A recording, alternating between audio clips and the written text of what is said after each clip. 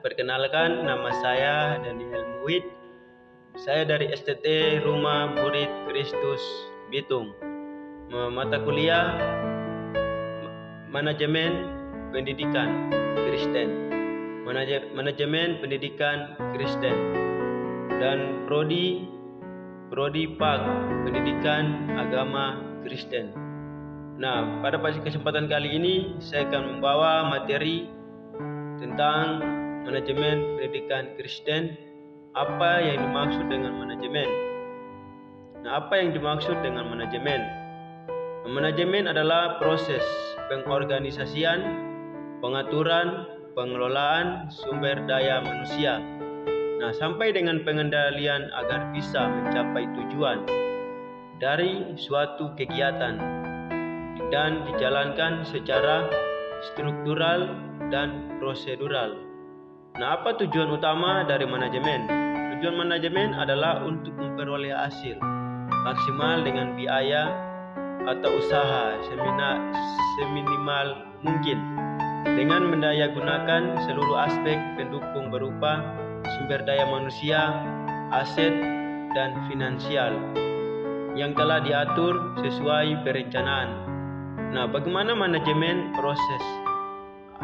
Yang berikut adalah bagaimana itu manajemen. Nah, manajemen adalah proses dalam melaksanakan fungsi manajemen, yaitu dari perencanaan, pengorganisasian, pengarahan, dan pengendalian.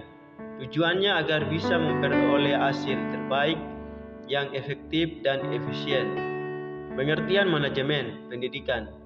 Pengertian manajemen pendidikan. Manajemen pendidikan merupakan suatu cabang ilmu yang usianya relatif masih muda, sehingga tidaklah aneh apabila banyak yang belum mengenal istilah lama yang sering digunakan adalah administrasi. Nah, pengertian lain dari manajemen berasal dari bahasa Inggris administration sebagai the management of executive affairs.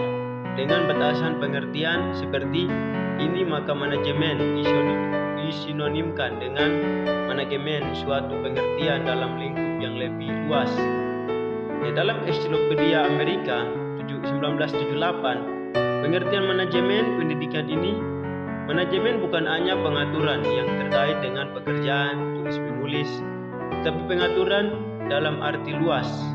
Nah, pengertian manajemen pendidikan menurut para ahli. Jadi ada beberapa pengertian manajemen menurut beberapa ahli. Yang pertama, menurut De White. De White mengatakan bahwa manajemen adalah segenap proses. Biasanya kelompok terdapat baik pada usaha sebuah negara, pemerintah atau swasta, sipil atau militer, secara besar-besaran atau secara kecil-kecilan. Nah, itu yang pertama menurut De White. Yang kedua menurut Delianggi. Delianggi mengatakan bahwa manajemen adalah segenap proses penyelenggaraan dalam setiap usaha kerjasama sekelompok manusia untuk mencapai tujuan tertentu. Nah, selanjutnya untuk memperoleh wawasan yang lebih luas, kita akan lihat di sini ada dikutipkan lagi beberapa pendapat mengenai pengertian manajemen dari sumber-sumber lain sebagai berikut. Yang pertama menurut Siagian.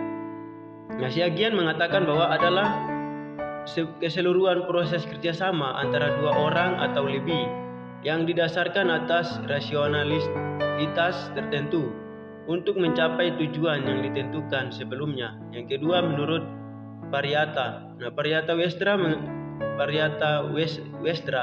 mengatakan bahwa manajemen adalah segenap rangkaian perbuatan penyelenggaraan dalam setiap usaha kerjasama sekelompok manusia untuk mencapai tujuan tertentu. Nah, kalau kita lihat dalam kurikulum 1975 yang disebutkan dalam buku pedoman pelaksanaan kurikulum baik untuk sekolah dasar, sekolah menengah pertama maupun sekolah menengah atas. Nah, manajemen ialah segala usaha mendaya gunakan semua sumber-sumber personil maupun material secara efektif dan efisien guna menunjang tercapainya tujuan pendidikan. Nah, yang berikut adalah definisi lain. Ada definisi lain dari manajemen yang lebih lengkap sebagaimana dikemukakan oleh Mulyani A. Nurhadi. Dari menurut Mulyani A. Nurhadi ini mengatakan bahwa manajemen adalah sebagai berikut. Manajemen adalah rangkaian kegiatan pengelolaan usaha suatu kegiatan yang berupa atau proses kerjasama sekelompok manusia yang bergabung dalam organisasi pendidikan untuk mencapai tujuan pendidikan yang telah ditetapkan sebelumnya agar efektif dan efisien. Pengertian manajemen selalu menyangkut adanya 3 hal. Jadi pengertian manajemen ini ada menyangkut adanya 3 hal merupakan unsur penting, yaitu usaha kerjasama. Jadi ada usaha kerjasama yang berikut. Yang kedua oleh 2 orang atau lebih. Jadi ada usaha kerjasama oleh 2 orang atau lebih. Dan yang berikut yang ketiga adalah untuk mencapai tujuan. Jadi ada usaha kerjasama oleh 2 orang atau lebih untuk mencapai tujuan yang telah ditetapkan. Nah, dalam pengertian tersebut sudah menunjukkan adanya gerak, yaitu usaha kerjasama personil yang melakukan, yaitu 2 orang atau lebih. Dan untuk apa kegiatan dilakukan, yaitu untuk mencapai tujuan yang telah ditetapkan. Nah, 3 unsur tersebut yaitu gerak, orang, dan arah dari kegiatan menunjukkan bahwa manajemen terjadi dalam sebuah organisasi, bukan pada kerja tunggal yang dilakukan oleh seorang individu. Jadi manajemen terjadi dalam sebuah organisasi, bukan pada kerja tunggal. Puji Tuhan, terima kasih.